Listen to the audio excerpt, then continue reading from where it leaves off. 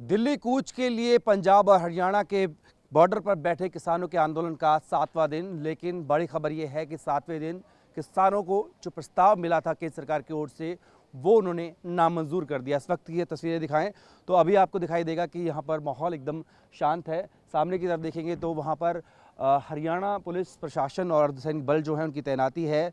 और पिछले 2 दिन से हम देख रहे थे कि बॉर्डर पर शांति थी, लेकिन अगर आप देखें तो यहाँ पर जिस तरीके से किसानों ने इस बात का ऐलान किया है कि उन्हें केंद्र सरकार के जो नुमाइंदे आए थे उनका जो प्रस्ताव है वो मंजूर नहीं है। किसानों की तरफ से साफ तौर पर कहा गया कि जो प्रपोजल मिला था उसे नापा तोला, लेकिन पाया कि उसमें उनके लिए फ़ायदे की बात नहीं है।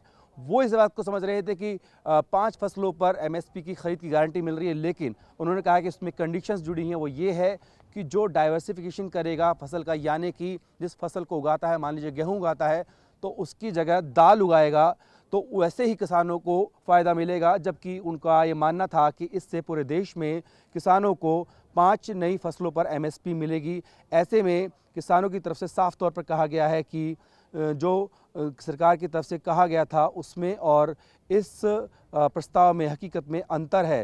साथ ही साथ में उन्होंने ये कहा कि उनकी जो मांगें पहले से थी उन्हीं मांगों को वो दोहराते हैं और साफ तौर पर कह रहे हैं कि जो 23 फसलों का एमएसपी है, जो न्यूनतम समर्थन मूल्य है, उस पर ख़रीद हो और अपनी जो मांगें हैं जैसे कि कर्ज माफ़ी, साथ ही साथ में मनरेगा के तहत 200 दिन का रोज़गार समेत जो तमाम मांगें हैं उन पर वो अभी भी अड़िग है।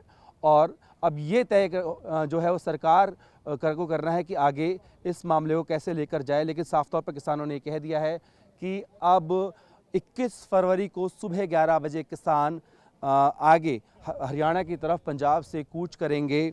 और एक तरीके से सरकार को भी एक मियाद दी है कि 21 फरवरी सुबह 11 बजे तक वो उनसे बात कर ले। अगर समस्या का समाधान हो जाता है तो ठीक है, वरना जो किसान हैं वो आगे की तरफ कूच करेगा। यानी कि जो तस्वीरें हमने 13 फरवरी को देखी थी उस तरह की तस्वीरें अब 21 फरवरी को भी देखने को मिल सकती है।